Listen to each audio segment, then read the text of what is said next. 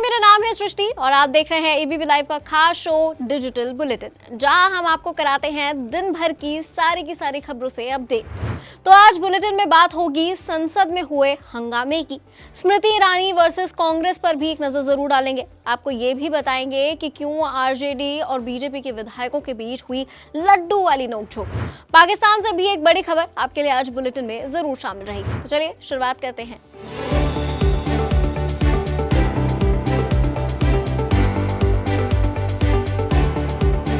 आज बुलेटिन की शुरुआत संसद से करेंगे। संसद में बजट सत्र चल रहा है। दरअसल चल रहा है या सिर्फ हंगामों के चलते स्थगित हो रहा है, इस पर थोड़ा विचार करना पड़ेगा। खैर, संसद के बजट सत्र के तीसरे दिन लोकसभा और राज्यसभा की कार्रवाई शुरू होते ही हंगामे की वजह से दोपहर 2 बजे तक स्थगित कर दी गई।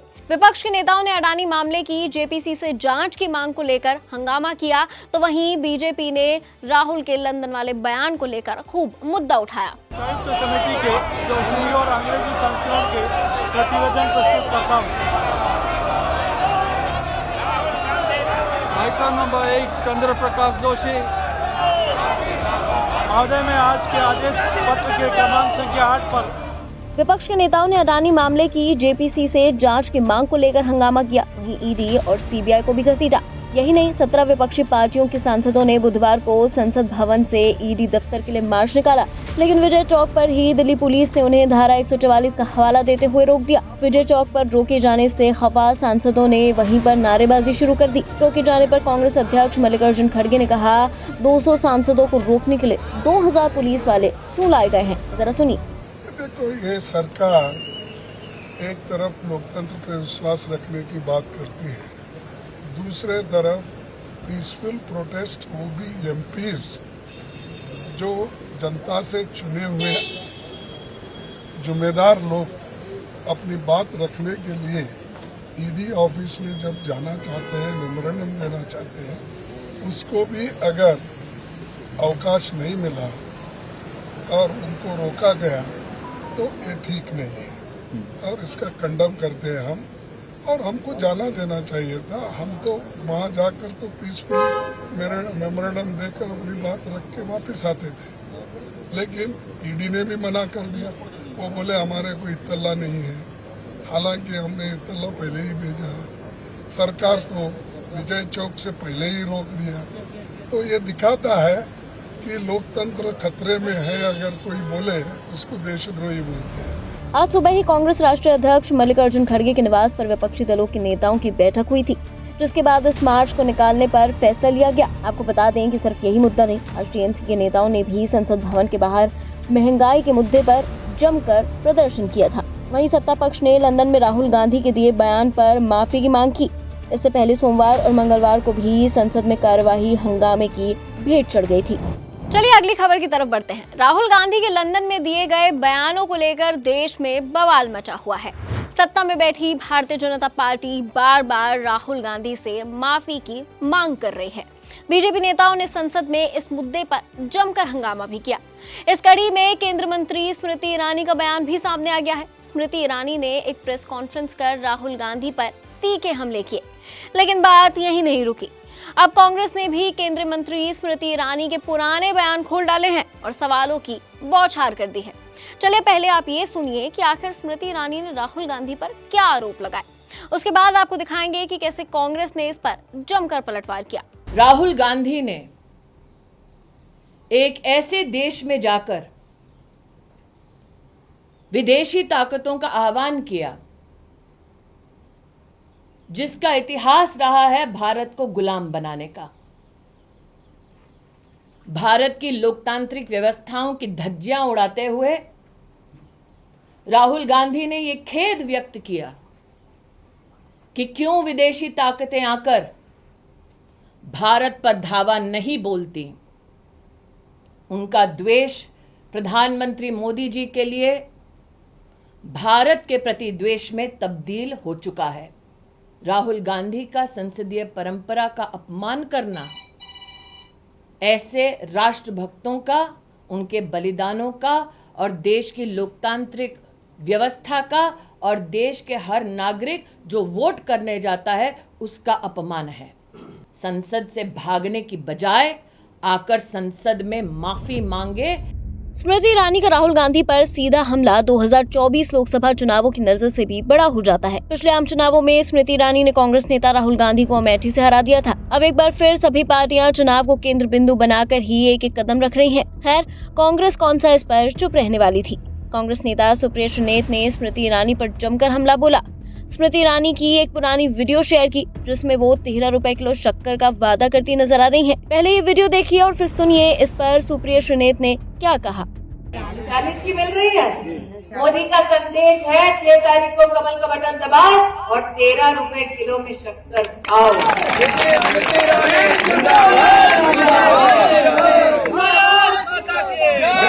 और मोदी ने जो कहा वो किया। मैं उनसे पूछना चाहती हूँ स्मृति जी, 2019 चुनाव के वक्त आपने कहा था 13 रुपए किलो पे शक्कर मिलेगी। लोकतंत्र को भूल जाइए 2 मिनट, आइए चूल्हे चौके की बात कर लेते हैं। 13 रुपए की शक्कर देने का वादा किया था, 45 पर शक्कर मिल रही है। 400 रुपए के सिलेंडर पे बड़ा प्रदर्शन करती थी आप, आज वो सिलेंडर 1200 पर है। महिला सशक्तिकरण की बात करती थी, आप ही के एमएलए का लड़का एक लड़की का यौन शोषण करता है और उसकी हत्या कर देता है उत्तराखंड में। लीपापोती आपकी सरकार करती है, आप चुप रहती हैं।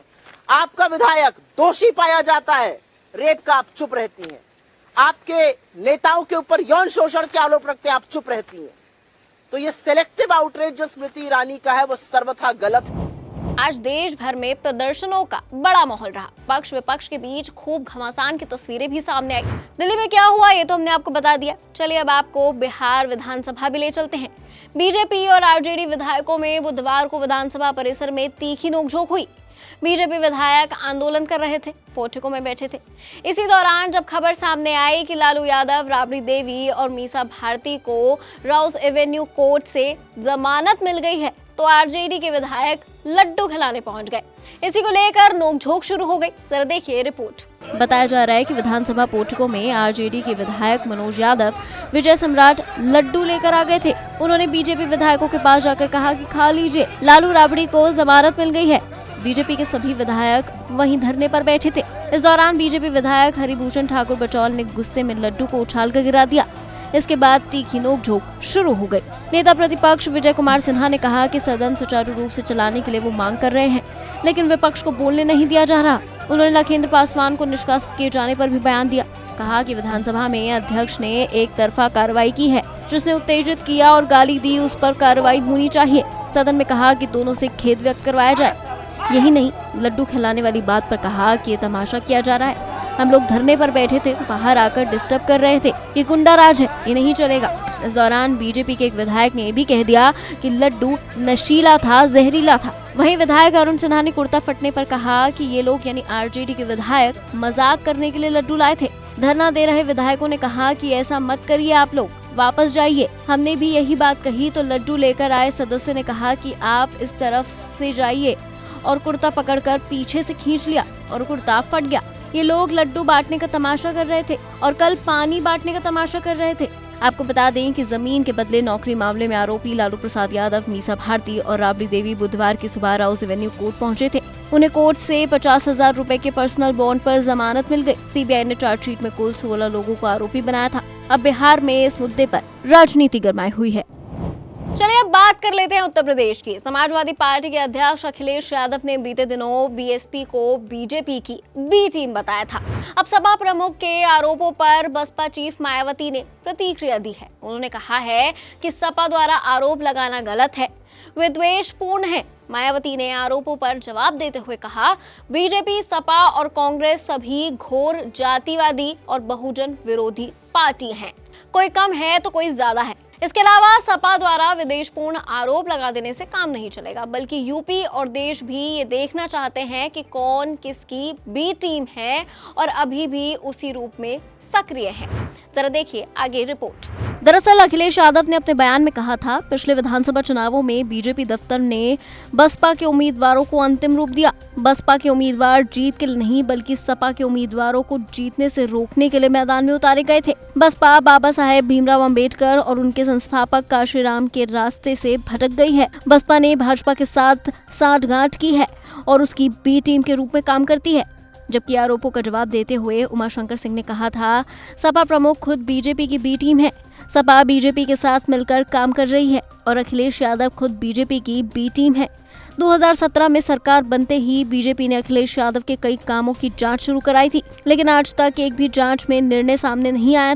उन्होंने कहा था, रामगोपाल यादव बीजेपी की प्लानिंग का हिस्सा है। बीजेपी के बड़े नेताओं के साथ अक्सर उनकी बैठक होती रहती है। बीजेपी के लोग जो कार्यक्रम बनाते हैं उसमें उनकी भी सहभागिता होती है।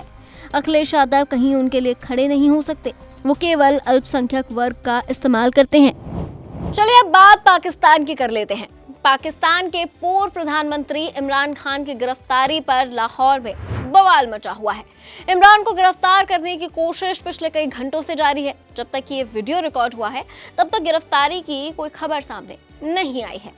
कहा जा रहा है कि उनके समर्थकों के भारी विरोध के चलते पुलिस उन्हें पकड़ नहीं पा रही है। इस बीच इमरान खान ने दावा किया है कि पुलिस की असली मंशा उन्हें अगवा करके उनकी हत्या कर देना है और गिरफ्तारी की योजना महज एक ढोंग थी। पाकिस्तान तहरीक-ए-इंसाफ के नेता इमरान खान ने बुधवार को अपने समर्थकों का एक वीडियो ट्वीट करते हुए लिखा, मेरी गिरफ्तारी का दावा महज नाटक था। उनकी असली मंशा मेरा अपहरण कर हत्या करना है। आंसू गैस और पानी की बौछारों से आगे बढ़कर उन्होंने अब लाइव फायरिंग का सहारा लिया है।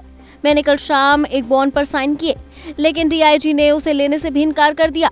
उनके दुर्भावपूर्ण इरादे पर कोई संदेह नहीं है। वीडियो में देखा जा सकता है कि इमरान समर्थक कुछ चल चुके कारतूस को दिखा रहे हैं जो कि पुलिस वालों ने फायर किए हैं।